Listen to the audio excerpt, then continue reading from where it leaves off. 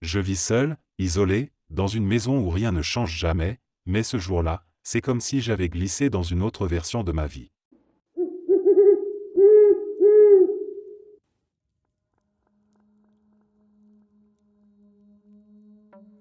Après plusieurs passages à l'hôpital de ma ville pour rendre visite à un membre de ma famille, j'ai fait la connaissance d'un médecin vraiment très gentil. Un homme grand, barbu, bien taillé, mais surtout d'une douceur rare. Il avait ce côté calme et rassurant, qui nous mettait immédiatement en confiance. Plus d'un an plus tard, je suis retourné à l'hôpital pour une autre personne. Je ne me souvenais plus du nom de ce médecin, mais en parlant à une infirmière, elle m'a dit « s'il est toujours là ». Et puis, en le voyant, ce n'était pas du tout le même. Certes, il était grand, barbu, et de loin il semblait avoir un air familier, mais à y regarder de plus près, il n'était absolument pas pareil. Il avait perdu cette douceur et cette voix rassurante qui m'avaient tant marqué. Il ne m'a même pas reconnu, et notre échange a été bref et impersonnel, centré uniquement sur l'état de santé du patient. Ce n'était clairement pas le même médecin. Pourtant, en consultant les anciens papiers de l'hôpital, son nom était bien le même. C'était le même médecin, sans aucun doute. Mais c'était comme si j'avais en face de moi une pâle copie de lui, sans âme, sans la chaleur et la bienveillance qui m'avaient touché lors de notre première rencontre. Quelques mois plus tard, après avoir eu des soins à domicile, une infirmière avec qui il avait travaillé à l'hôpital m'a confié que ce médecin était en réalité une personne désagréable, loin de l'image que je m'en étais faite. Ce qui est étrange, c'est que pendant la période où je l'avais vu, il était vraiment un grand pédagogue, il prenait le temps d'expliquer les choses et avait cette voix rassurante. Mais pour cette infirmière, déjà à l'époque, il était quelqu'un de mauvais, ce qui contraste totalement avec mon expérience. Certains diront peut-être qu'il souffre d'un trouble bipolaire, ou que cela dépend des personnes, mais cela ne me semble pas crédible. On connaît ce genre d'hommes, ils sont rares, mais quand on en croise un, on les reconnaît. C'est un peu comme certains pompiers ou policiers, qui ont ce ton particulier, ce charisme avec de l'âme. Mais cet homme-là, ce médecin que j'ai vu aujourd'hui, n'est vraiment pas celui que j'ai connu. C'est comme si l'âme de la personne avait disparu.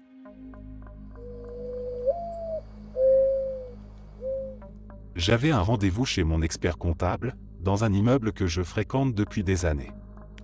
Rien de remarquable, un déplacement presque automatique. Je me gare toujours au même endroit, sur le côté du bâtiment, et je traverse la petite allée bordée d'arbustes taillés au cordeau jusqu'à la double porte en verre qui mène au hall. C'est une routine que je pourrais faire les yeux fermés. Le hall était comme toujours, le sol en marbre clair, les fauteuils en cuir noir, la réception vide.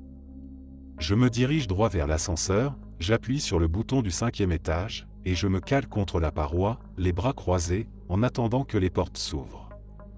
L'ascenseur glisse en silence, s'arrête. Je sors. Mais à peine ai-je mis un pied dans le couloir que quelque chose me semble off. Le sol, les murs, même l'éclairage, tout paraît légèrement différent. Pas radicalement, juste assez pour créer un malaise diffus. Et pourtant, je reconnais ce couloir. C'est bien ici. Alors je marche, comme d'habitude, jusqu'au bureau de mon comptable. Mais là où se trouve normalement sa porte, une porte brun foncé avec une plaque dorée gravée à son eau, il n'y a rien. Juste un mur lisse. Parfaitement lisse, comme si l'ouverture n'avait jamais existé. Je reste figé quelques secondes, incapable de comprendre ce que je regarde. Puis je me retourne, j'observe autour de moi. Les autres bureaux affichent des noms que je ne connais pas. Certains semblent vides, les lumières sont éteintes à l'intérieur, aucune trace de vie. Je retourne à l'ascenseur, le cœur battant un peu plus fort.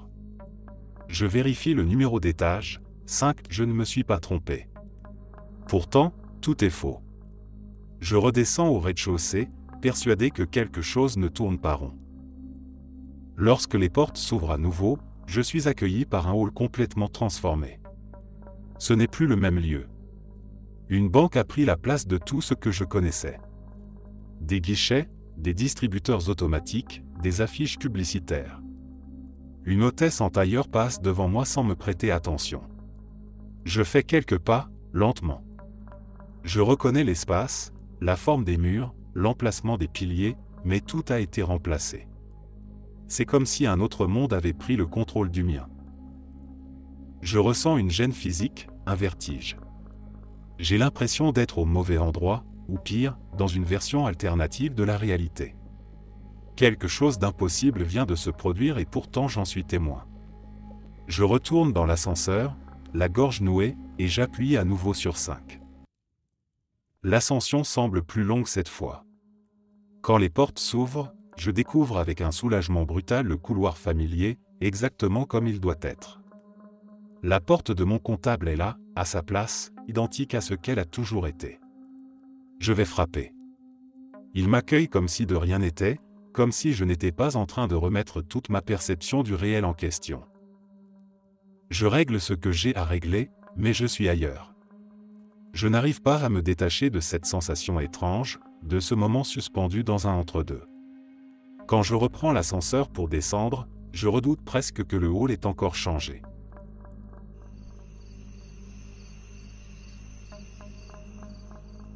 Il y a environ 3 mois, ma copine et moi étions sur le chemin du retour après un petit voyage.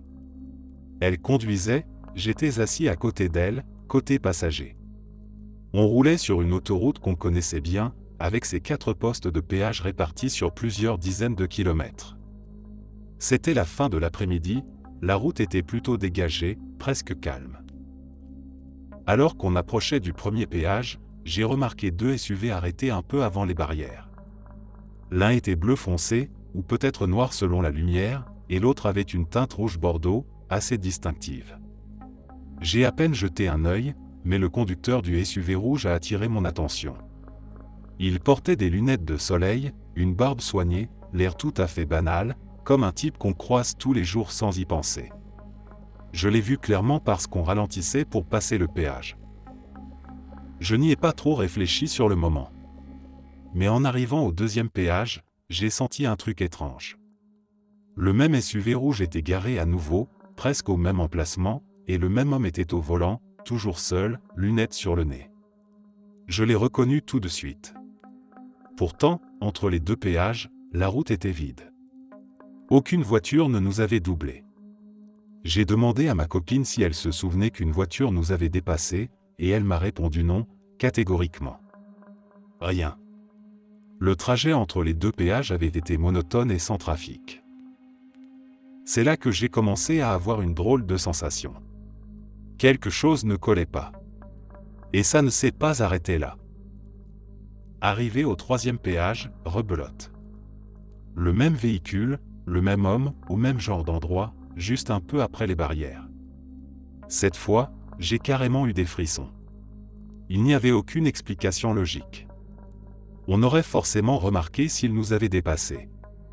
La route était droite, sans échangeur, sans détour possible. J'ai fixé le SUV pendant quelques secondes, comme pour vérifier que je ne me faisais pas des idées. C'était bien lui. Au 4e péage, je scrutais les abords de la route avec attention. Rien. Pas de SUV rouge. Pas de barbe. Rien du tout. On a passé le reste du trajet à en discuter, à essayer de comprendre ce qu'on avait vu. On s'est dit que c'était peut-être une coïncidence, mais honnêtement, on n'y croyait pas trop. Le type apparaissait sans jamais nous dépasser, toujours au bon endroit, comme s'il nous attendait.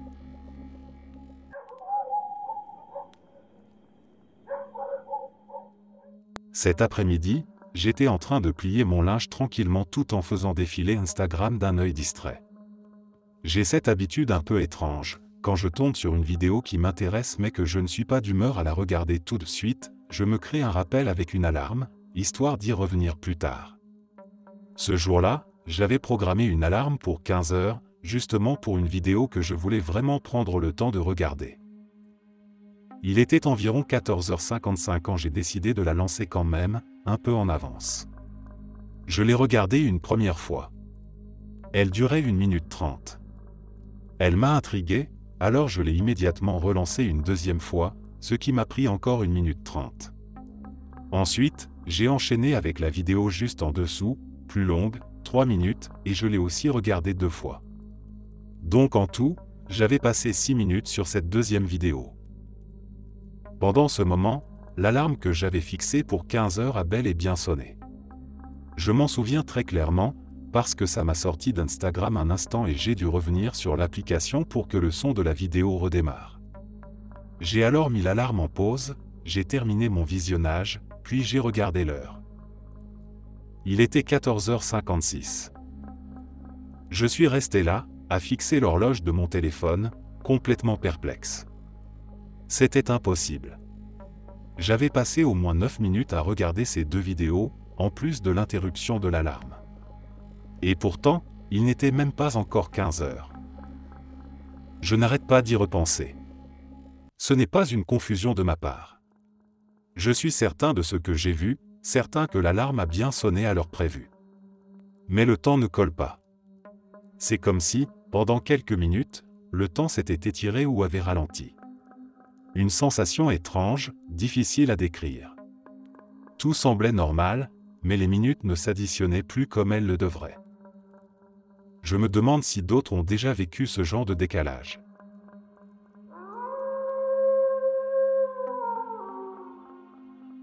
Il y a maintenant une quinzaine d'années, j'ai vécu une expérience que je n'ai jamais pu expliquer, et à laquelle je repense encore avec le même mélange d'incompréhension et de frissons. J'étais en randonnée avec mon fils, qui avait environ 8 ans à l'époque, dans le parc national de Glacier, aux États-Unis. Nous descendions un sentier dégagé, en pleine lumière, avec une bonne visibilité sur plusieurs centaines de mètres. C'était l'un de ces après-midi paisibles, où tout semble parfaitement normal. Rien ne laissait présager que ce moment allait sortir de l'ordinaire. En face de nous, à bonne distance, j'ai repéré un couple d'une soixantaine d'années qui montait dans notre direction. Ils marchaient tranquillement, l'un à côté de l'autre. Et à une trentaine de mètres derrière eux, un petit garçon d'environ 6 ans avançait seul, en sautillant joyeusement sur le sentier. Il paraissait si détaché du couple que j'ai tout de suite ressenti une inquiétude. Il était bien trop loin d'eux, sans surveillance, dans une zone où la faune pouvait être dangereuse. Je suis immédiatement passé en mode « maman » en le gardant dans mon champ de vision. Le petit était tout ce qu'il y a de plus réel. Son comportement, son allure, tout semblait parfaitement concret. Il avait l'air insouciant, comme s'il profitait pleinement de sa promenade. Je me suis dit que ses parents n'étaient peut-être pas loin, qu'ils allaient apparaître d'un moment à l'autre derrière un tournant du sentier. Le couple approchait. Nous étions parfaitement alignés, eux en montée, nous en descente. À travers l'épaule de la femme, je voyais encore le petit garçon en arrière-plan. Et puis, au moment précis où il a sauté en l'air avec les bras levés, ce geste typique des petits garçons pleins d'énergie, il a littéralement disparu. Comme s'il s'était effacé. Je me suis figé. Je pensais l'avoir simplement perdu de vue à l'atterrissage, mais en dépassant le couple et en regardant derrière eux, il n'y avait personne. Aucune trace de l'enfant. La section du sentier était complètement dégagée. Aucun arbre pour se cacher, aucune bifurcation où il aurait pu s'engouffrer. C'était un espace ouvert, large, et il n'y avait absolument aucun endroit où il aurait pu s'éclipser aussi vite, ni même se dissimuler. Mon fils, lui aussi, s'est retourné. Après quelques pas, je lui ai demandé s'il avait vu un petit garçon, et il m'a répondu sans hésiter, « Oui, mais où est-ce qu'il est passé ?» Nous n'avons croisé personne d'autre ce jour-là sur ce tronçon du sentier. Plus tard, toujours troublé, j'ai cherché des signalements d'enfants disparus dans la région. J'ai même consulté les photos que j'avais prises de mon fils à cet endroit précis pour retrouver la localisation exacte, et je me suis rendu compte qu'il n'y avait aucun camping, aucune habitation à proximité.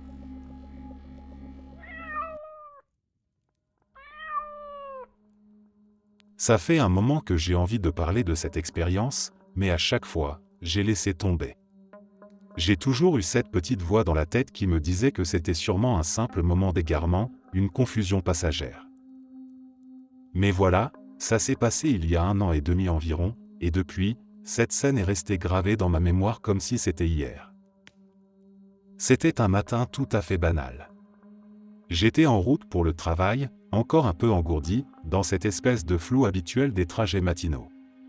Il devait être autour de 7h45.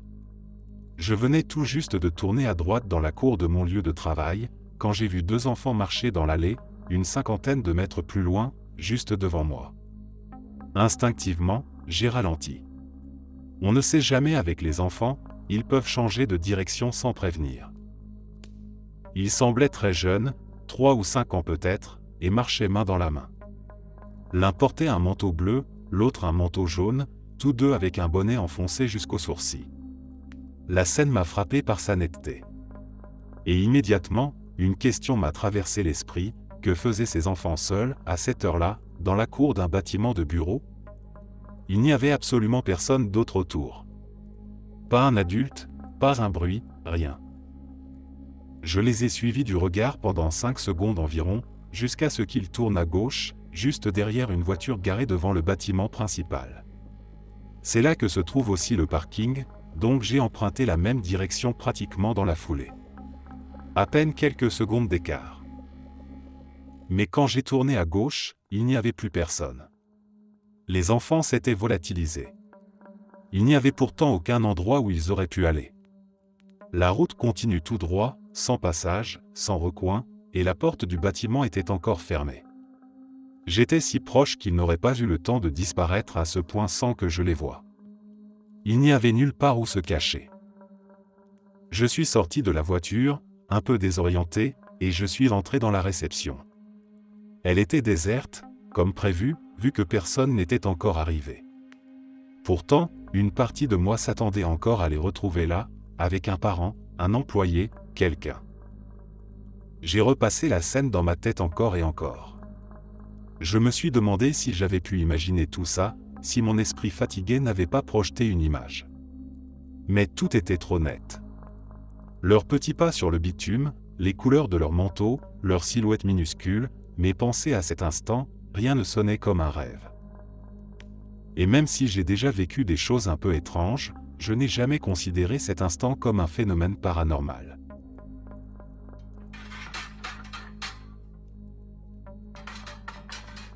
Je suis animal sitter, et récemment, j'étais en plein milieu d'un séjour de 11 jours chez des clients.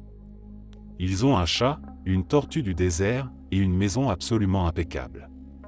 Rien ne dépasse, tout est soigneusement rangé, et j'ai toujours veillé à maintenir ce niveau de propreté pendant mon séjour.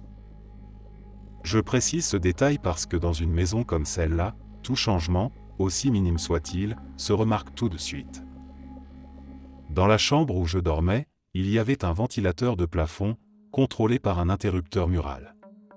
Ce soir-là, j'ai allumé le ventilateur avant d'aller me coucher, comme je le fais souvent pour faire circuler un peu d'air. À un moment dans la nuit, je me suis réveillé, prise d'un petit froid et d'une envie d'aller aux toilettes. En me levant, j'ai remarqué que le ventilateur tournait toujours, je sentais bien l'air dans la pièce. Alors je me suis dit que j'allais l'éteindre en passant, en sortant de la chambre. Mais en arrivant à l'interrupteur, j'ai remarqué quelque chose d'étrange, il était déjà en position off. Vers le bas. Pourtant, le ventilateur tournait. Un peu endormi, je n'ai pas trop réfléchi. Je l'ai simplement basculé vers le haut, le ventilateur tournait toujours, et je suis allé aux toilettes. En revenant, j'ai mis l'interrupteur sur off, et cette fois, le ventilateur s'est arrêté. Rien de plus sur le moment. Le lendemain matin, tout semblait normal. Le ventilateur était bien éteint. J'ai suivi ma petite routine du matin, suis allé préparer un café, puis j'ai pris ma tasse et suis retourné vers la chambre. En passant devant la cuisinière, je me suis figé. Là, suspendu à la poignée du four, il y avait un torchon. Un torchon qui n'avait jamais été là. Je suis resté un moment à le regarder, les pensées qui s'entrechoquaient. J'étais seul, je connaissais chaque recoin de cette cuisine, je l'avais laissé impeccable avant d'aller me coucher, et il n'y avait aucun torchon accroché à cet endroit-là. Je n'arrive pas à expliquer ce que j'ai vécu. D'abord le ventilateur qui défie la logique électrique, et maintenant ce détail, presque anodin, mais qui m'a glacé. Ce torchon qui apparaît comme si quelqu'un avait voulu me signaler quelque chose. Je n'ai jamais eu de sensation de danger, mais je me suis senti observé. Pas d'une manière hostile, mais suffisamment présente pour me troubler. Hier après-midi, j'étais seul à la maison avec le chien et les chats. Mon mari était parti rendre visite à un ami malade, et de mon côté, je profitais du calme pour traîner un peu dans la cuisine. Rien d'anormal, jusqu'à ce que j'entende un bruit bien particulier, le moteur de sa voiture. Il conduit une Corvette, et ce moteur-là, c'est impossible à confondre. Il a une sonorité grave, puissante, reconnaissable entre mille. Dès que je l'ai entendu se rapprocher, je me suis dit « Ah, il est rentré ».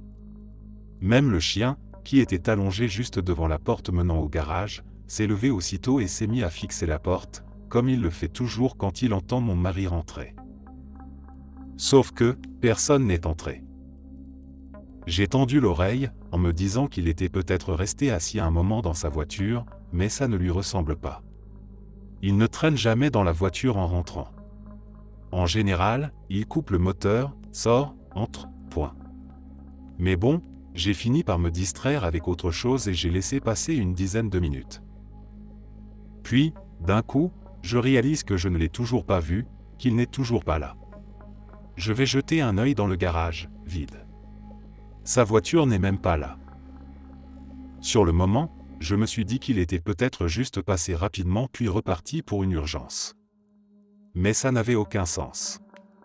Le garage était fermé, il n'aurait pas pu entrer sans l'ouvrir. Et il n'a pas de double de clé que je ne connaisse pas. C'est là que l'idée m'a traversé l'esprit, cette espèce de phénomène étrange dont j'avais entendu parler, les VARG, ces moments où on perçoit un écho en avance de quelque chose qui n'a pas encore eu lieu. Mais cette fois, c'était trop réel. Ce n'était pas une sensation vague, ni un bruit lointain. J'ai entendu sa voiture. Clairement. Et mon chien aussi. Il a réagi exactement comme il le fait d'habitude quand mon mari rentre. J'ai fini par lui envoyer un message, juste pour en avoir le cœur net. Il m'a répondu tout de suite, non, il n'était pas passé à la maison. Il était encore chez son ami. Et là, je me suis senti totalement perdu. Ce n'était pas un voisin, pas une voiture ressemblante, pas un hasard. Le garage était fermé. Personne ne pouvait y entrer ou y manœuvrer par erreur.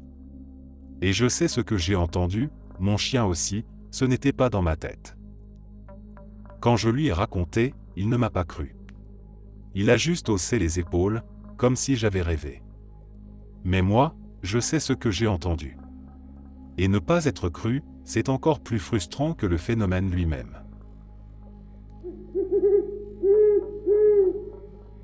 Ce n'est pas une histoire dramatique ou surnaturelle, mais ça m'a laissé cette sensation dérangeante, comme si quelque chose avait glissé dans ma réalité. Un genre de bug dans la matrice. Ou alors je deviens fou, allez savoir. Il y a quelques années, j'avais acheté 2 vélos de montagne via un site de vente aux enchères du gouvernement. Ils avaient été utilisés par la police dans les parcs de la région. C'étaient 2 GT identiques, bleu et gris. J'en ai gardé un, j'ai revendu l'autre. Celui que j'ai gardé, je l'ai eu pendant 2 ou 3 ans. Parfois je le rentrais à l'intérieur de mon appartement, toujours au même endroit. Puis il s'est fait voler sur mon patio, et j'ai fini par passer à autre chose.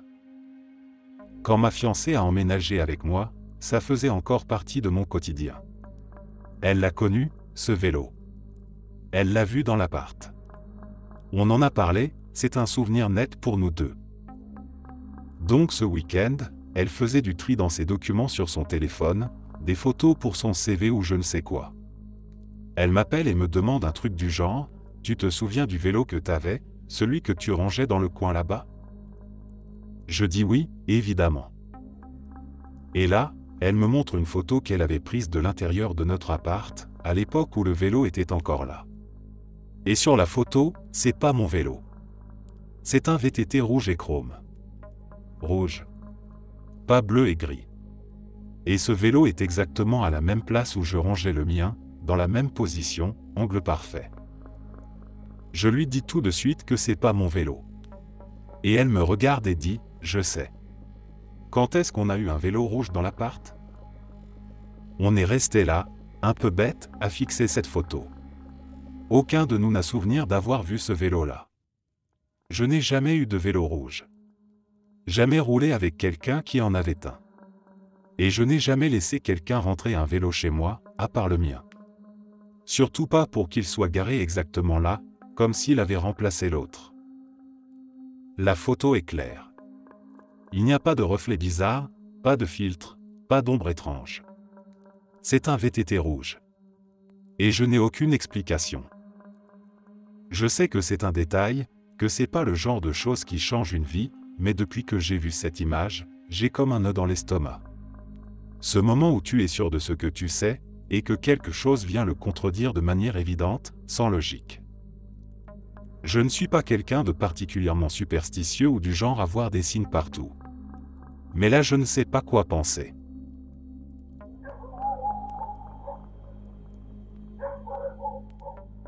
Ce n'est peut-être pas l'histoire la plus effrayante ou la plus folle que vous lirez, mais je vous jure que sur le moment, c'est la chose la plus hallucinante qui me soit jamais arrivée. Je les appelle mes docteurs Martens Santé. Oui, des chaussures. J'avais cette vieille paire de docteurs Martens que j'avais portée pendant des années, jusqu'à ce que je m'en lasse complètement. Elles étaient usées, fatiguées, et je m'étais dit qu'il était temps de tourner la page.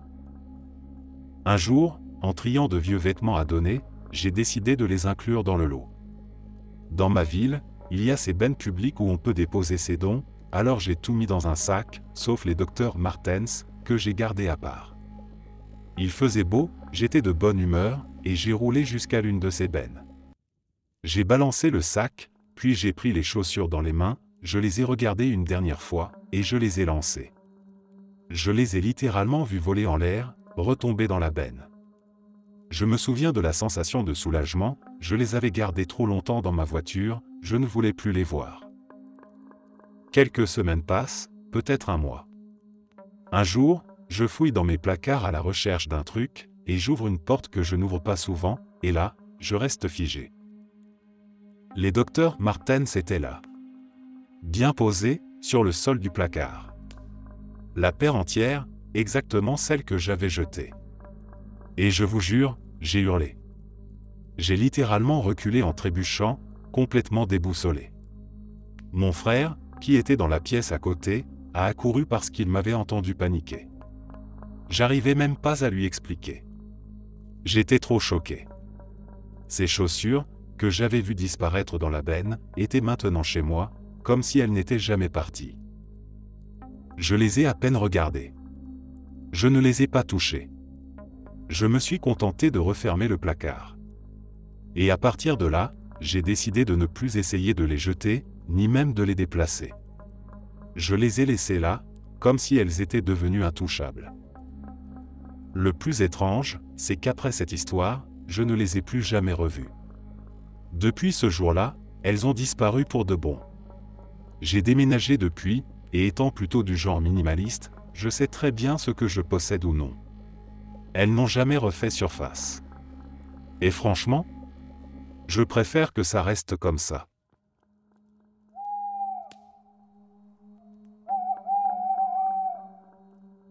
Dans mon coin repas, j'ai un lustre un peu vintage avec 5 ampoules en forme de bougie.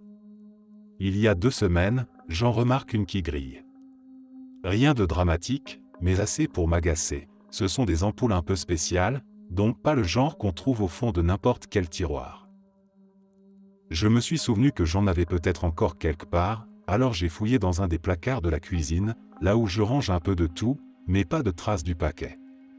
Le lendemain matin, j'entre dans la cuisine et remarque que le placard est entrouvert. Rien d'anormal jusque-là, mon chat adore grimper là-dedans et déplacer tout ce qu'il trouve. En m'approchant pour le refermer, je me penche, et là, le fameux paquet d'ampoules est juste devant moi, bien visible. Je le prends, l'ouvre, il en reste 2. Parfait. Je me dis qu'il faudra penser à en changer une plus tard. Quelques jours passent. Je suis installé à la table sous le lustre, j'allume la lumière et pars dans la cuisine. En me retournant pour jeter un œil vers la pièce, je remarque que toutes les ampoules sont allumées. Sur le coup, je me dis que peut-être la connexion était défaillante, un faux contact ou quelque chose du genre. Mais en m'approchant, quelque chose me saute aux yeux. 4 des ampoules sont un peu ternes, légèrement poussiéreuses, comme des ampoules qui n'ont pas été touchées depuis un moment. Mais celle qui était censée être grillée, elle est éclatante, brillante, complètement neuve. Même l'intérieur est nickel. Alors je me dis, bon, peut-être que j'ai fini par la remplacer sans m'en rendre compte. Mais quand je retourne au placard pour vérifier, le paquet est toujours là, intact, avec les 2 ampoules à l'intérieur. Et je sais que je n'ai pas pu la changer sans m'en souvenir. Le seul siège dans cette pièce est une chaise de bureau à roulettes, pas vraiment l'idéal pour se tenir debout et visser quoi que ce soit. J'aurais dû aller chercher une autre chaise dans une autre pièce. Et je ne l'ai pas fait. Je m'en souviendrai. Quand j'ai raconté ça à mon amie, elle a éclaté de rire et m'a dit que j'avais sûrement basculé dans une autre réalité. Une dimension parallèle dans laquelle la version de moi-même est super organisée, proactive, et change les ampoules sans traîner.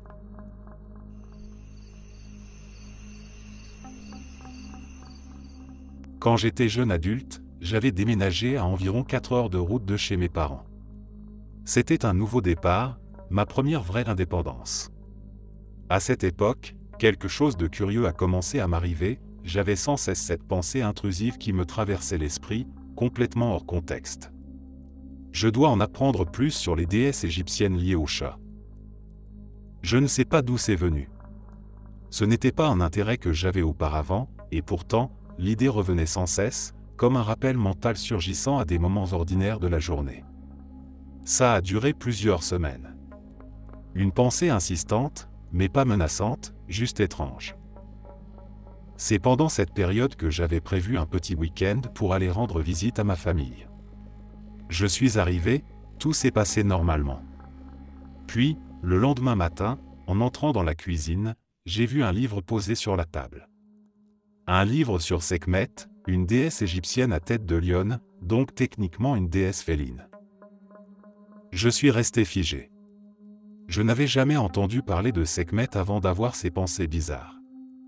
Et là, ce livre apparaissait, tranquillement posé sur la table de la cuisine. Ce qui m'a le plus surprise, c'est que je n'arrivais pas à imaginer qui dans ma famille aurait pu s'y intéresser. Personne chez moi ne lit sur l'Égypte ancienne, encore moins sur des figures spirituelles ou mythologiques. Le week-end s'est passé, j'ai fini par demander à mes parents à qui appartenait le livre et si je pouvais le ramener chez moi. Leur réponse m'a littéralement glacé. Ils pensaient que c'était mon livre. Ils m'ont dit qu'il n'était pas là avant mon arrivée. Qu'il était apparu, posé sur la table, comme s'il m'attendait. Je l'ai ramené chez moi. Je l'ai gardé pendant des années. Je me rappelle l'avoir consulté plusieurs fois, avec cette sensation étrange que ce livre avait été placé sur mon chemin pour une raison. Et puis, il y a quelque temps, je ne saurais pas dire exactement quand, il a disparu. Je l'avais encore récemment, j'en suis sûr. Mais depuis quelques mois, impossible de remettre la main dessus. J'ai fouillé partout. Il s'est littéralement volatilisé. C'était il y a 15 ans. Et je n'ai jamais oublié cette histoire. Ça n'a jamais été terrifiant ou négatif. Juste profondément déroutant. Comme si quelque chose, ou quelqu'un, voulait que je reçoive une information précise à un moment bien particulier, puis que, mission accomplie, le message s'était effacé aussi mystérieusement qu'il était venu.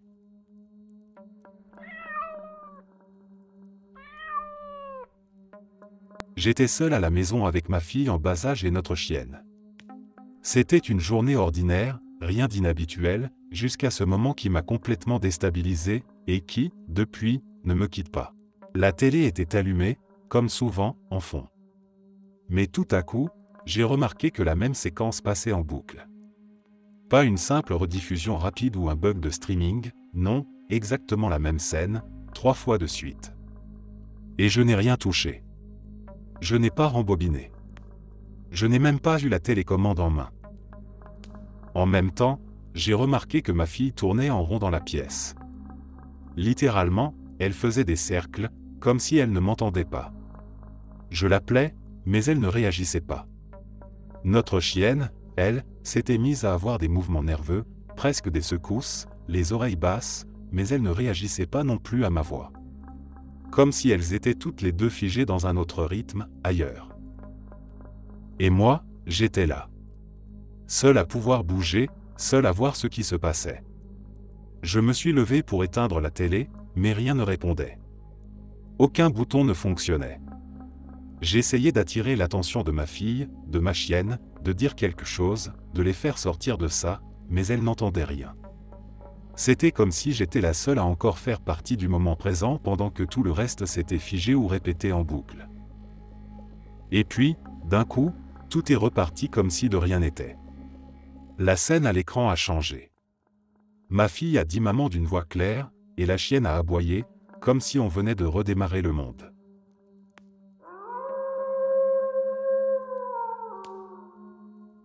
Ce samedi matin-là, tout avait commencé de la façon la plus ordinaire du monde. Je me suis levé vers 7 heures, j'ai enchaîné avec ma routine habituelle, un peu de rangement, mise en route du linge, préparation du café. Vers 8 heures, j'ai allumé la télé pour regarder un match de foot. Je bois très rarement de l'alcool, surtout pas le matin. Mais ce jour-là, je me suis dit, pourquoi pas? Les enfants jouaient dehors, ma femme était dans son bureau, en train de travailler. Et dans le frigo, il restait une seule canette de bière blonde de 33 centilitres, oubliez-la. Pas de contexte particulier, pas de soirée la veille, on venait tout juste de rentrer d'un séjour camping la veille au soir, bien fatigué, douche et dodo. Pas de gueule de bois, pas de médicaments, rien. J'étais frais, reposé, 2 cafés dans le ventre et une nicotine en poche. En gros, lucide, attentif, parfaitement moi-même. J'ouvre la bière, je commence à la boire tranquillement en regardant le match. Je bois à un rythme normal, ni à petite gorgée, ni à grande rasade. Disons que je m'attendais à la finir quelque part pendant la deuxième mi-temps. Et là, à la fin du match, en me levant pour éteindre la télé et jeter la canette, je la prends en main, et elle est pleine. Pas genre, il reste une gorgée, ou j'ai pas fait attention et à peine bu, non. Pleine. Sauf le bord un peu humide, comme après une première gorgée. Mais le poids, le contenu, tout disait, elle n'a pas été touchée. Pourtant, j'avais bu dedans. Je le sais. Je m'en souviens parfaitement. Pendant environ 80 minutes. Et ce n'est pas tout, la bière était glacée. Pas juste fraîche, comme si je venais de la sortir du frigo. Pourtant, elle était restée posée à côté de moi, dans une pièce à température ambiante, tenue dans ma main de temps en temps. J'ai hésité à aller chercher ma femme pour lui montrer, mais finalement je me suis dit, tant pis, allons au bout de cette étrangeté. J'ai changé de chaîne, commencé à regarder The Pacific sur HBO. Un épisode passe. Je reprends la canette, encore pleine. Encore glacée. C'est seulement pendant le deuxième épisode que la bière s'est enfin vidée. Doucement, gorgée après gorgée. Toujours fraîche, jusqu'à la dernière goutte. Je l'ai jetée dans la poubelle de recyclage et j'ai repris le fil de ma journée, lessive, déjeuner pour les enfants, etc. Mais ce truc n'a cessé de me revenir en tête. Un peu plus tard, je suis allé fouiller dans la poubelle, juste pour voir la canette, comme si j'allais y trouver un indice. C'était la seule là-dedans, ce qui confirmait ce que je savais déjà, une seule canette dans le frigo, une seule dans la main, une seule à la fin. Je sais, c'est pas une histoire spectaculaire, pas de disparition mystérieuse, pas d'apparition surnaturelle. Et pourtant, ce moment, cette incohérence flagrante, m'a complètement retourné. Je suis du genre sceptique, du genre à chercher les explications logiques à tout. Mais là, rien ne colle. Pas une hypothèse rationnelle n'explique comment une bière que j'ai bu tranquillement pendant presque 2 heures est restée pleine et glacée. Alors je me dis que c'était peut-être mon bug dans la matrice. Pas dramatique, pas bouleversant, mais profondément étrange.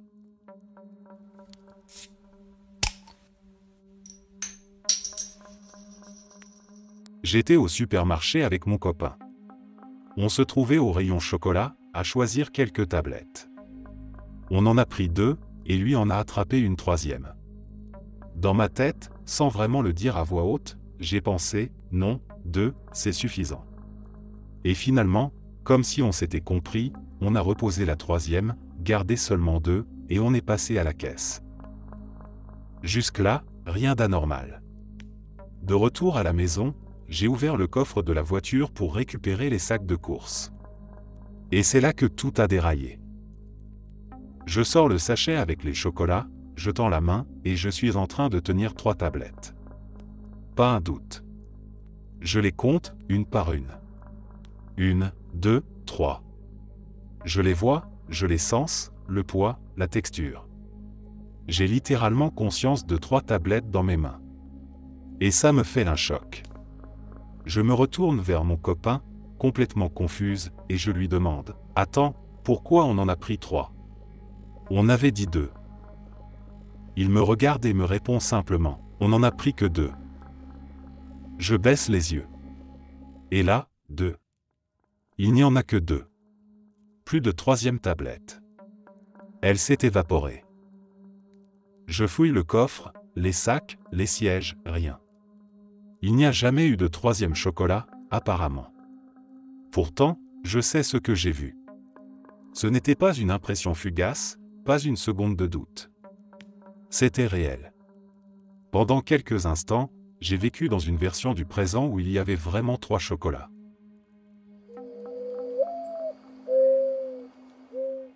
Il y a une trentaine d'années, j'ai vécu un moment que je n'ai jamais vraiment pu oublier. À l'époque, je n'avais pas les mots pour le décrire. Aujourd'hui, en y repensant, je me demande encore si c'était quelque chose de surnaturel, ou tout simplement un bug dans la réalité. J'étais dans ma chambre, en train de faire mes devoirs. Ma fenêtre donnait directement sur la rue, donc je voyais et j'entendais tout ce qui se passait devant la maison. Et puis, j'ai entendu la voiture de mes parents. Je la connaissais par cœur, le bruit du moteur, les phares qui passaient devant la maison, puis le virage dans l'allée. J'ai même vu les lumières de la voiture à travers les rideaux. Ensuite, comme d'habitude, j'ai entendu la porte du garage s'ouvrir, puis la porte intérieure de la maison claquer. Mon chien, qui était allongé près de moi, s'est immédiatement dressé sur ses pattes et a filé en courant, comme il le faisait toujours pour aller les accueillir. Sauf que cette fois, à peine une seconde plus tard, il est revenu en panique, la queue entre les pattes, les oreilles plaquées. Il a couru se réfugier sous mon lit et n'a plus bougé. C'était comme si quelque chose l'avait terrifié. Je suis sorti dans le couloir, et là, silence total. Aucun bruit, aucune voix, rien. J'ai appelé mes parents. Pas de réponse. J'ai descendu les escaliers, lentement, le cœur qui battait fort. La maison était vide. Vraiment vide. La peur m'a envahi d'un coup. J'ai attrapé le téléphone et j'ai composé le 911, incapable de rationaliser ce que je venais de vivre. Puis j'ai appelé chez ma tante, là où mes parents étaient censés être. Et elle m'a répondu, l'air surpris, « Mais non, ils sont encore là. Tu veux leur parler ? Ta mère est juste à côté. » Je crois que c'est à ce moment précis que la réalité s'est comme fissurée dans mon esprit. Mon chien, lui, est resté terré sous le lit un long moment. Il était vraiment secoué. Et je savais que ce que j'avais entendu, les bruits de la voiture, la porte du garage, la porte de la maison, ce n'était pas une hallucination. Ce n'était pas mon imagination. Je les avais entendus. Et j'avais vu les phares. Mon chien aussi avait réagi. Et pourtant, personne n'était rentré. Pendant longtemps, j'ai pensé que c'était peut-être une entité malveillante. Quelque chose de sombre qui imitait leurs gestes, leurs sons, et que mon chien avait senti ce que moi, je ne pouvais pas percevoir. J'ai même pensé qu'il avait pu la faire fuir. Mais ces dernières années, à force de lire des témoignages, d'écouter d'autres récits étranges comme le mien, j'ai commencé à envisager une autre possibilité, un glitch dans le système.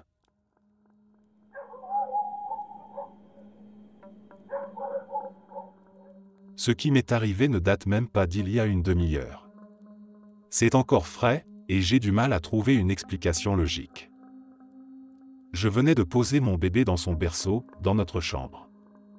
Il dormait paisiblement. Je suis sorti pour aller dans le salon discuter un moment avec mon copain. Rien d'inhabituel, tout était calme. En revenant dans le couloir, j'ai entendu le bébé se réveiller et commencer à pleurer. La chambre est juste à côté de la salle de bain, et j'avais besoin d'y aller rapidement. Je me suis dit qu'il tiendrait une minute, le temps que je ressorte. Pendant que j'étais dans la salle de bain, j'ai entendu, distinctement, les pas de mon copain dans le couloir. Pas juste un bruit vague, le rythme, le son, c'était vraiment lui. J'ai entendu la porte de la chambre s'ouvrir, puis se refermer. Et puis, sa voix, claire, douce, et, mon petit prénom du bébé, papa est là. C'est rien, c'est fini. Juste comme ça. Naturel, familier. Et à ce moment-là, le bébé a arrêté de pleurer. Je suis sorti aussitôt, persuadé que mon copain s'était levé pour le prendre. J'ai ouvert la porte, et il n'y avait personne. Le bébé était toujours dans son berceau. Seul. Et dès que ma main a touché la poignée, il s'est remis à pleurer. J'ai regardé autour de la pièce, un peu hébété, et je suis resté là, sans comprendre. Mon premier réflexe a été de me dire que c'était peut-être une hallucination auditive. Mais je n'ai jamais eu ce genre de phénomène auparavant. Je me sentais bien, pas particulièrement fatigué ou stressé au point d'imaginer des voix. Et ce qui me fait douter, c'est cette pause, ce silence net au moment exact où j'ai entendu la voix rassurante de son père. Comme s'il avait vraiment été apaisé. Comme si quelqu'un, ou quelque chose, avait pris le relais.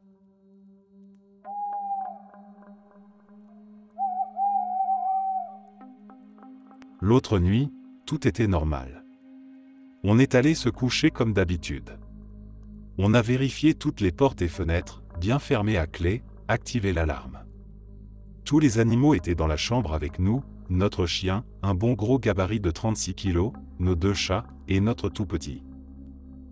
Je me souviens même d'avoir été un peu agacé parce que j'entendais notre chienne tourner en rond sur le parquet, ses griffes faisant ce bruit sec typique pendant qu'elle cherchait une position confortable.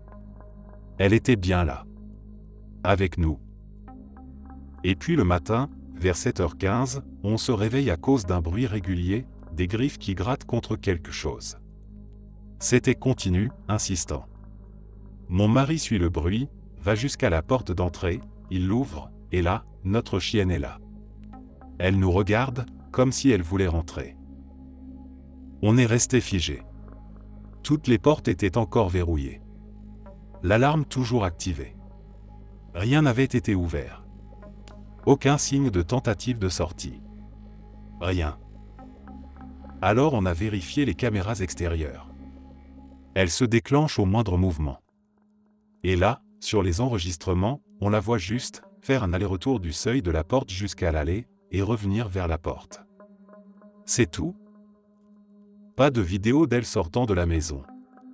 Pas d'ouverture de porte captée. Elle n'apparaît que déjà dehors. Et on ne comprend pas.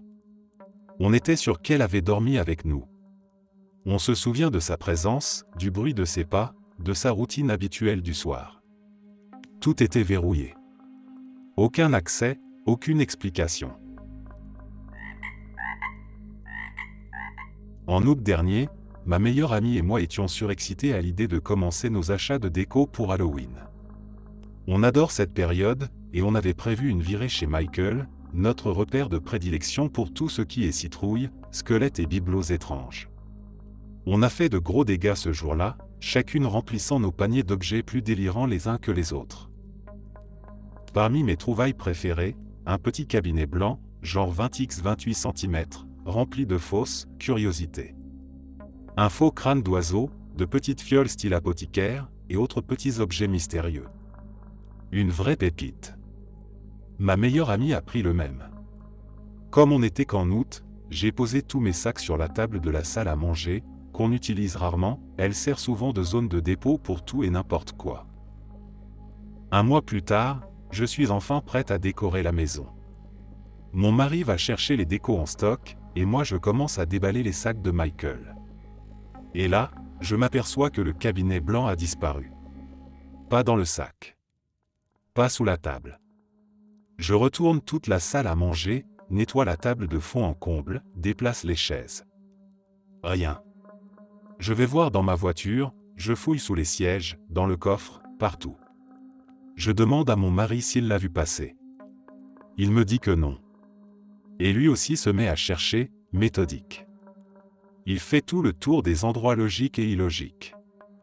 Nada. Comme j'ai un tas, perdre des trucs arrive. Mais là, j'avais ce sentiment très précis d'avoir bel et bien ramené ce cabinet à la maison. Juste, pas moyen de mettre la main dessus. Alors je finis par appeler ma meilleure amie pour lui demander si, au fond, je l'avais vraiment acheté. Elle me confirme que oui, sans aucun doute. J'ai fini par me dire qu'on devait s'être trompés toutes les deux, ou alors que je l'avais oublié dans le chariot ou que je ne l'avais jamais mis dans le sac. Ça me travaillait, mais bon. J'ai essayé de le commander en ligne, en rupture. Retour au magasin, les blancs étaient partis. J'ai quand même pris un modèle noir, similaire, même si je n'étais pas aussi fan. Quelques semaines passent. On est à quelques jours d'Halloween. Ce matin-là, je me lève pour nourrir mes animaux. Une de mes chattes a une drôle de manie, elle adore jouer à cache-cache au moment du petit déjeuner. Elle agite ses grelots pour que je la cherche, comme une sorte de rituel. Je l'entends dans la salle à manger. Je m'approche, et elle est là, assise bien sagement sur sa chaise préférée. Et c'est là que je le vois, le cabinet blanc. Juste posé sur sa chaise. Celle sur laquelle mon mari et moi l'avons soulevé des dizaines de fois pendant les dernières semaines. Celle qu'on voit tous les jours. Le cabinet n'y était pas. Impossible. On aurait forcément remarqué un objet aussi voyant posé là. J'ai demandé à mon mari s'il avait mis la main dessus et l'avait reposé là sans me dire. Il m'a juré que non. Et ce n'est pas le genre à faire des blagues ou à jouer la carte du mystère. Il était aussi étonné que moi. Et ma chatte? Eh bien, ce n'est pas sa première bizarrerie. Elle s'échappe parfois de pièces pourtant fermées à clé. Une fois, elle m'a même ramené une plume alors qu'elle ne met jamais une patte dehors et que notre appartement est un vrai bunker contre le monde extérieur. On rigole souvent en disant qu'elle est capable d'ouvrir des portails vers d'autres dimensions.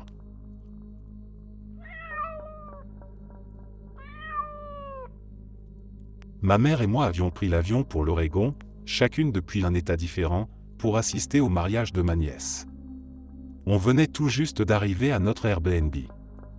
Chacune avait sa propre chambre, située à chaque extrémité d'un petit couloir. Entre nos deux pièces, accrochées au mur, il y avait une grande glace en pied. On était toutes les deux dans nos chambres, en train de s'habiller pour le dîner de répétition. À un moment, je suis sorti pour aller jeter un œil à ma tenue dans le miroir. En marchant, j'ai senti quelque chose tomber de mes vêtements et faire un petit bruit métallique en touchant le plancher en bois. Je me suis baissé pour voir ce que c'était. Une minuscule épingle de sûreté noire. Fermée. Ce qui m'a tout de suite paru bizarre, parce que je portais une robe vert pâle, sans aucune raison d'avoir une épingle cachée dedans, encore moins une fermée. J'ai à peine eu le temps de me poser la question que j'entends ma mère, depuis sa chambre, m'appeler. « Tu aurais une épingle à nourrice ? Si possible une petite, et noire ?» Elle est sortie de sa chambre à ce moment-là, et je lui ai juste tendu l'épingle en silence, encore sous le choc. Ma bouche devait être grande ouverte, parce que franchement, comment ? Elle a pris l'épingle comme si de rien n'était, pendant que moi j'étais là, bouche bée, à me demander depuis quand elle pratique la magie. Sérieusement, maman, si tu fais des sorts maintenant, apprends-moi.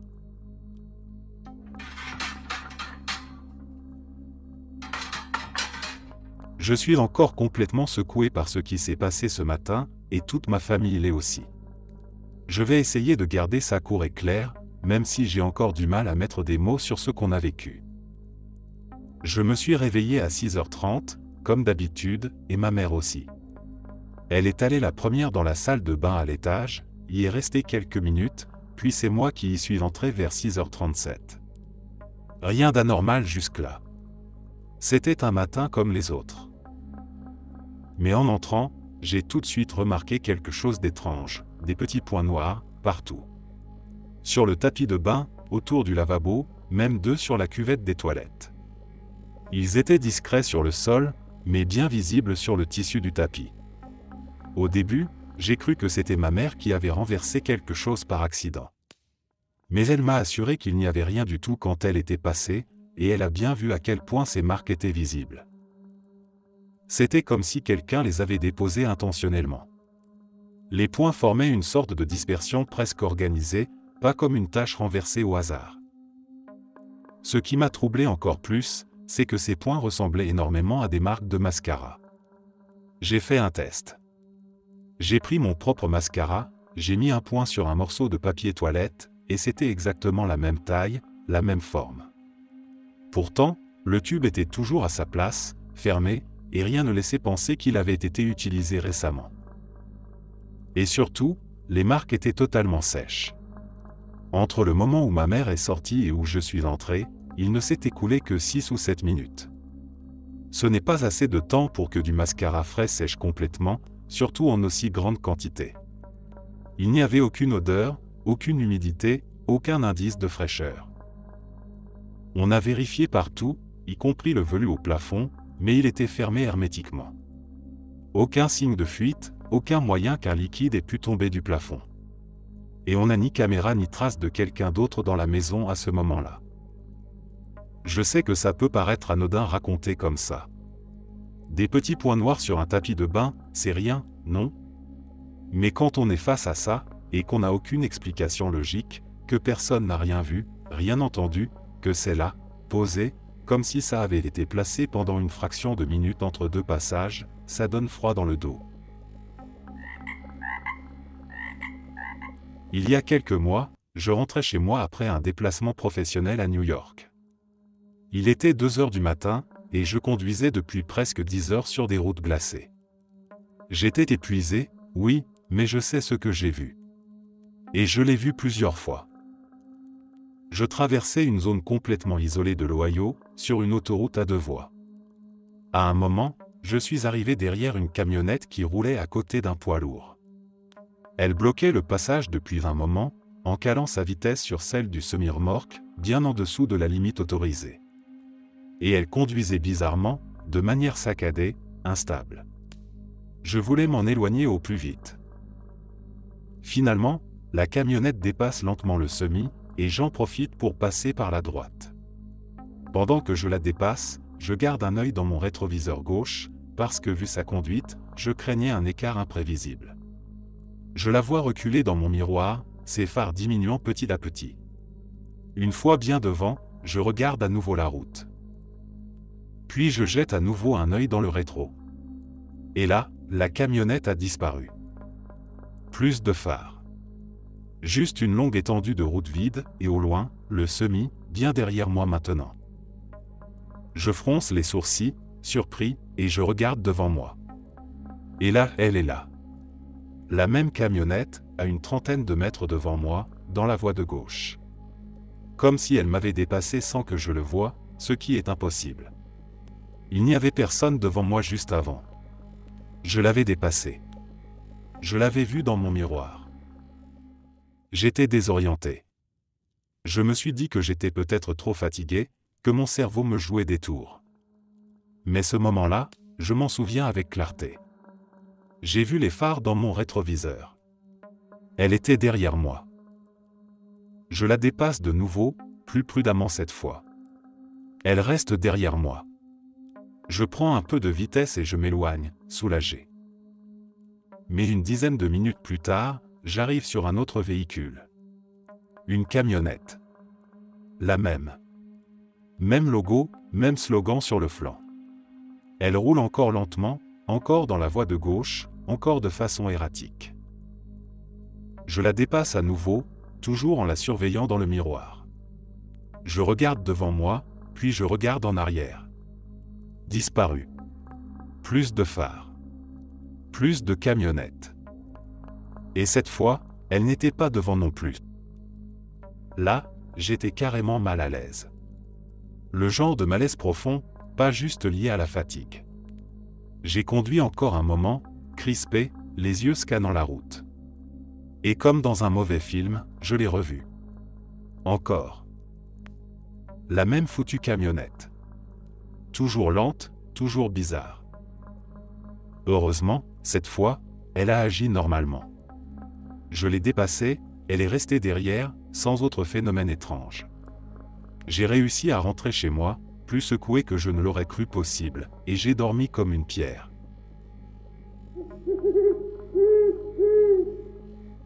Cela fait 7 ans que ça me trotte dans la tête, et ce n'est que récemment que j'ai pensé à en parler ici. Peut-être que quelqu'un aura une théorie, même farfelue, sur ce qui a bien pu se passer. Je suis au Royaume-Uni, et en 2017 j'ai acheté une voiture toute neuve, 0 km au compteur. Personne d'autre ne l'a conduite que moi, jamais prêtée, jamais louée. Seuls mes amis ou des membres de ma famille sont montés dedans comme passagers, et tous me sont très familiers. En 2019, en nettoyant l'intérieur de la voiture, j'ai trouvé quelque chose sous le siège passager, une pochette à 4 turquoise que je n'avais jamais vue auparavant. Intrigué, je l'ai ouverte. À l'intérieur, il y avait plusieurs documents, tous au nom d'un homme que je ne connais pas, appelons-le Fred Jones. Il y avait un billet d'avion aller de Londres à l'aéroport JFK de New York daté de décembre 2018, un reçu pour un péage de $52 à Manhattan, une confirmation de réservation pour un hôtel à Times Square, et un billet retour. Tous les papiers étaient cohérents, au nom du même homme, bien imprimés, pas vieux ni froissés. Mais je ne l'ai jamais vu, ce nom ne me disait rien, et il n'a jamais été passager dans ma voiture. J'ai demandé à chaque personne que je connais et qui est montée dans cette voiture si cela pouvait leur appartenir ou s'ils connaissaient Fred Jones. Personne. Aucune idée. Nada. À l'époque, j'étais encore à l'université, alors j'ai cherché dans la base étudiante pour voir si quelqu'un portait ce nom. Rien non plus. J'ai même retrouvé un profil en ligne correspondant et tenté de le contacter. Aucune réponse. Le seul moment où quelqu'un d'extérieur aurait pu entrer dans la voiture, c'était lors d'un passage chez le garagiste en novembre 2018. Mais là encore, ça ne colle pas, les documents datent de décembre, donc après cette révision. Et puis, pourquoi ce Fred aurait-il mis ses documents personnels sous un siège, dans la voiture d'un inconnu, au Royaume-Uni? Il n'y avait aucun autre élément d'identification. Pas de carte bancaire, pas de numéro de téléphone, rien d'autre que ces papiers liés à un voyage à New York. Et je reviens toujours à la même question. Comment ces documents ont-ils pu apparaître là, dans ma voiture, qui n'a jamais été utilisée par qui que ce soit d'autre? Rien de tout cela n'a de sens, et je n'ai jamais trouvé de réponse satisfaisante.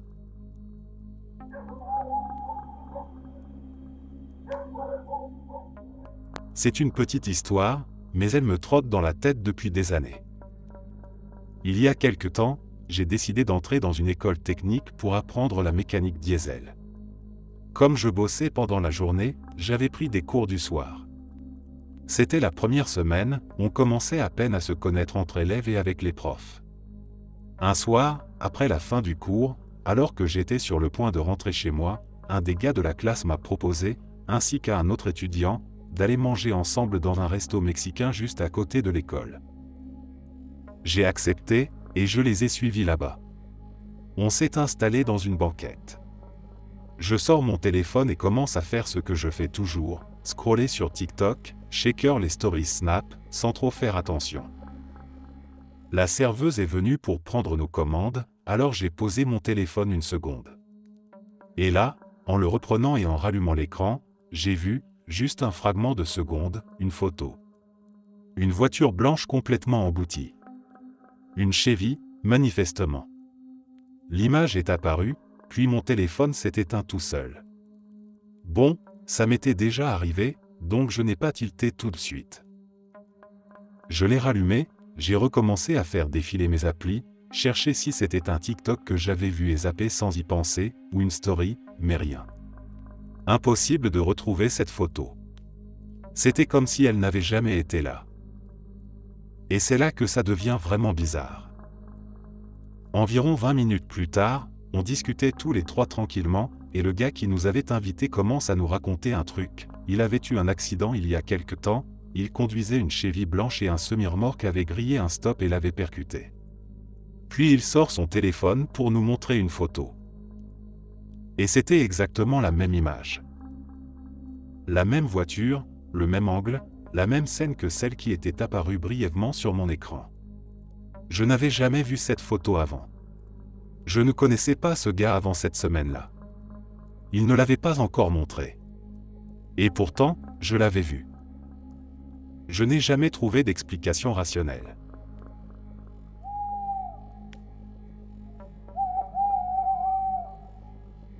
J'étais tranquillement allongé sur mon lit, posé sur une mezzanine d'environ 5 mètres de long.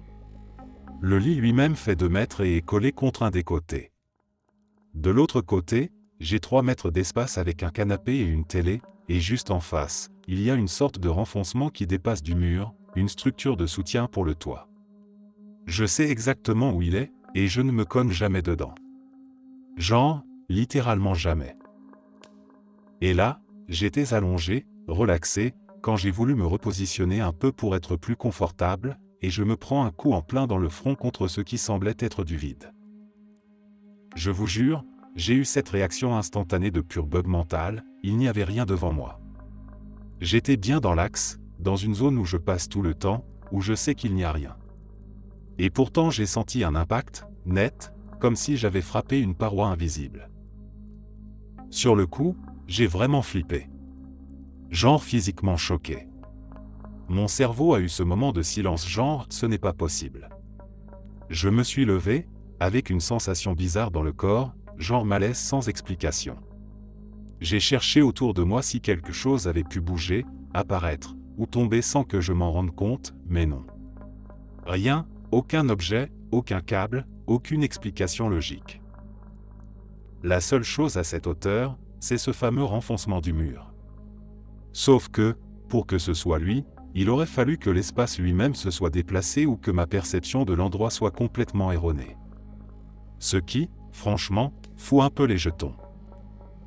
Et maintenant je suis là, en train d'écrire ça parce que, honnêtement, c'est l'un des moments les plus surréalistes que j'ai vécu dans ma propre maison. Ça m'a vraiment donné la sensation que ma réalité avait brièvement glissé, comme si les textures du monde avaient mal chargé, façon jeu vidéo.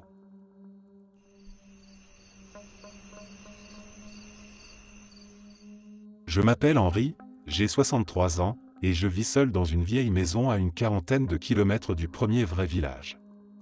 Une route de terre cabossée me relie au bitume, et encore, quand il pleut, on pourrait croire qu'elle disparaît. Après la mort de ma femme, il y a 5 ans, j'ai cessé d'aller vers le monde. Le monde n'avait plus rien pour moi. Ma maison, je l'ai retapée moi-même, un peu bancale, comme moi, mais elle tient. J'ai 2 voitures, une petite Peugeot, fidèle et râleuse, pour la vie de tous les jours, faire mes petits trajets au hameau, chercher du bois, ce genre de choses.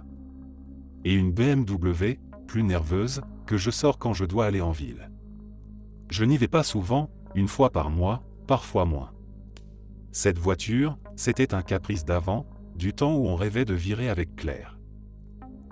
Ce jour-là, j'avais besoin de quelques affaires, du lait, du savon, des piles. J'ai pris la BMW, sans trop réfléchir.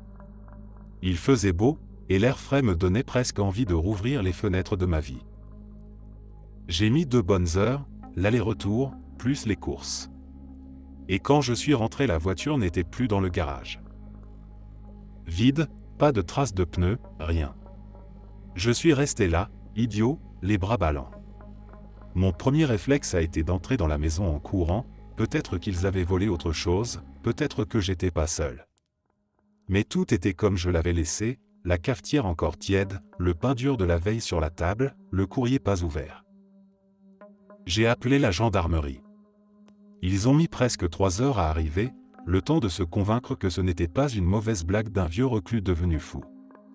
Quand je leur ai expliqué, ils m'ont regardé d'un air agacé, genre le vieux a pété un câble. Mais ils ont bien voulu me suivre jusqu'au garage. Et là, la BMW était là, nickel, à sa place. Je leur ai juré qu'elle n'y était pas. Je leur ai dit que j'étais prêt à jurer sur la tombe de ma femme, à faire n'importe quoi. Mais pour eux, c'était clair, j'avais dû me planter. Un oubli de vieux, qu'ils ont dit. Ils m'ont presque engueulé avant de partir, en me disant que la prochaine fois, je pouvais envoyer un pigeon voyageur, ça leur éviterait de se déplacer pour rien. Mais moi je savais ce que j'avais vu. Quand ils sont partis, je suis allé voir la voiture. Elle était identique à la mienne, même la petite peluche de chat que Claire avait accrochée au rétroviseur. Même les mêmes égratignures sur le pare-chocs arrière. Mais quelque chose n'allait pas. La plaque. Ma BMW, elle finissait par FB, celle-là se terminait par WL. J'ai couru à l'intérieur chercher mes papiers. Ceux de l'assurance, la carte grise. Même ceux-là disaient WL. Comme si cette voiture avait toujours été là. Comme si la mienne n'avait jamais existé. Je suis allé voir mon médecin. Pas un guignol, un bon. Je lui ai raconté tout ça, même si j'avais l'air d'un fou. Il m'a écouté, longuement. M'a fait passer quelques tests. Henri, tu vas bien. Pour ton âge, tu es même sacrément lucide. Alors quoi? C'est moi qui bug? Ou c'est autre chose? Je vis seul, isolé, dans une maison où rien ne change jamais. Mais ce jour-là, c'est comme si j'avais glissé dans une autre version de ma vie.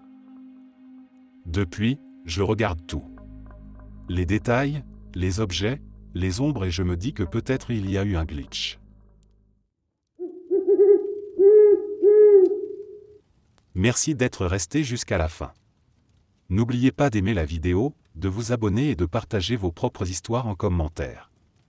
On se retrouve demain à la même heure devant ce feu.